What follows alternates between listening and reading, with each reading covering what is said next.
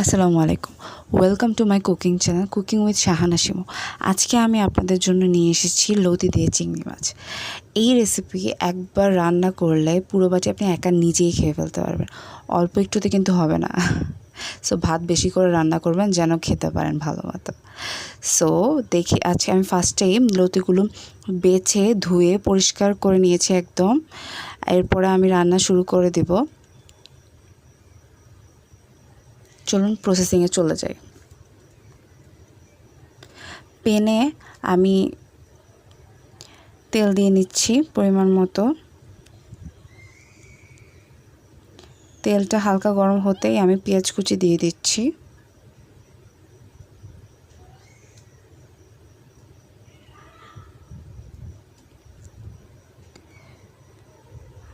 এখন কাঁচা মরিচ দিয়ে দিচ্ছি ফালি করা।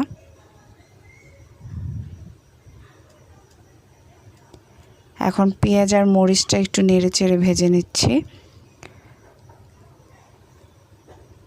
পেঁয়াজটা ভাজা হতে হতে হালকা ভাজা হবে।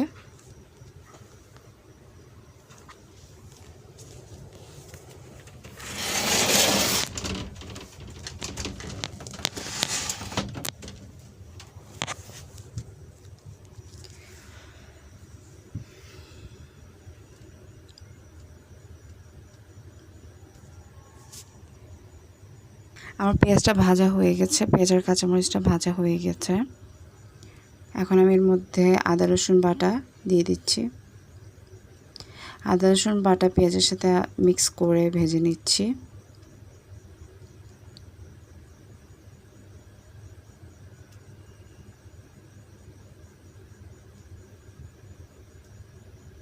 ভালো মতো নেড়ে চেড়ে আদা রসুনগুলো ভেজে নিব যেন গন্ধ না আসে। তারপরে আমি একে একে হলুদ গুঁড়ো, মরিচ গুঁড়ো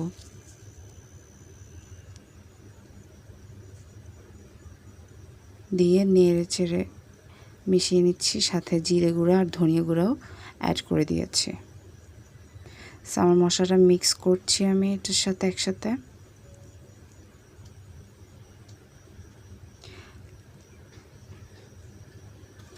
আমার মশলা দেওয়া হয়ে গেলে সব ভালো মতো মিক্স করে নিব আর হালকা একটু পানি অ্যাড করে দেব।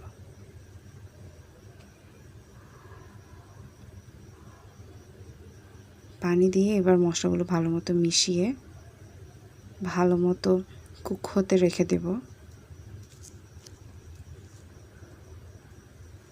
এই লতি আর দিয়ে চিংড়ি মাছটা রান্না করতে কিন্তু বেশিক্ষণ লাগে না। জাস্ট লতিটা প্রসেস করা থাকলে আপনি ছটপট রান্না করে ফেলতে পারবেন।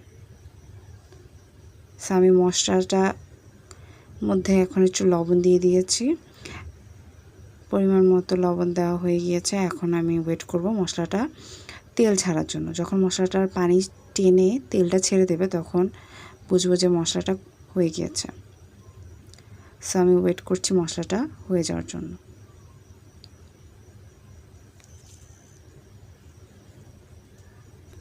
এই দেখতে পাচ্ছেন আমার তেলগুলো উপরে ভাসছে। আমি মাঝখানে কেটে দেখাচ্ছি যে মশলাটা কি সুন্দর হয়ে গেছে, একদম প্যান থেকে গা ছেড়ে দিয়েছে। তো এর মধ্যে আমি আমার চিংড়ি মাছগুলো দিয়ে দিচ্ছি। চিংড়ি মাছগুলো মশলার সাথে ভালো মতো কুক করে নিব।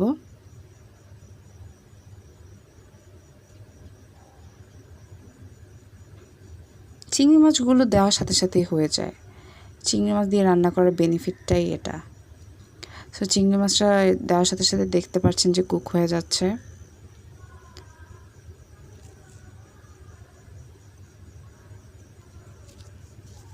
এখন আমি আমার লতিগুলো অ্যাড করে দিব এর মধ্যে। সো লতিগুলো অ্যাড করে আমি সম্পূর্ণভাবে মশলার সাথে লতি চিংড়ি সব কিছু একসাথে মিক্স করে নেব নেড়ে চেড়ে, দেন ঢাকা দিয়ে রেখে দেব।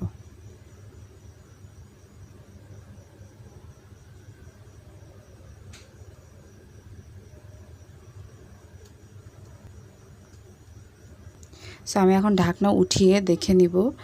এই যে দেখতে পাচ্ছেন কতখানি পানি ছেড়েছে লতি থেকে। আর আপনারা চাইলে এই পর্যায়ে লবণটা চেক করে দেখতে পারেন। আমার আর চেক করতে হয়নি, আমার লবণ ফার্স্টে যতটুকু দেওয়া হয়েছে ততটুকুই পারফেক্টলি হয়ে গিয়েছে। সো আমি আবার ঢাকা দিয়ে কিছুক্ষণ রেখে দিব, তারপরে হয়ে যাবে আমার।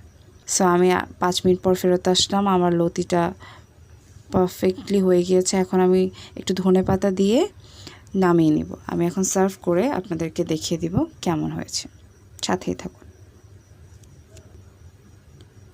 সো আমার লতি সার্ভ করা হয়ে গেছে, দেখতেই পাচ্ছেন কতটা সুস্বাদু এবং লোভনীয় লাগছে খেতে।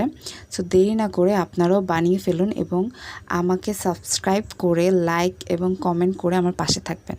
থ্যাংক ইউ সো মাচ এতক্ষণ পর্যন্ত দেখার জন্য, অ্যান্ড বানিয়ে কিন্তু কমেন্ট করতে ভুলবেন না।